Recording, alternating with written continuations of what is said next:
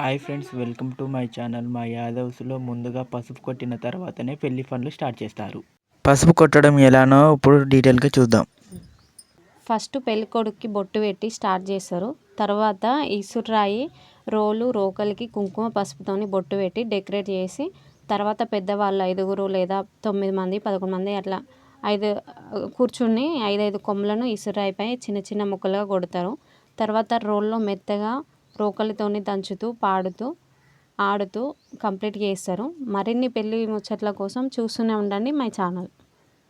సువ్వి కస్తూరి రంగ సువ్వి మోహన రంగ సువ్వి కావేటి రంగ సువ్వి లాలి.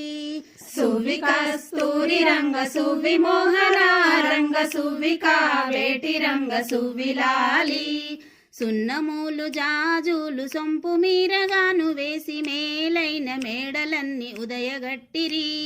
సువ్వి కస్తూరి రంగ సువ్వి మోహన రంగ సువ్వి కావేటి రంగ సువ్వి లాలి.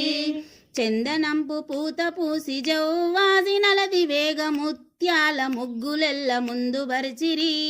A few moments later.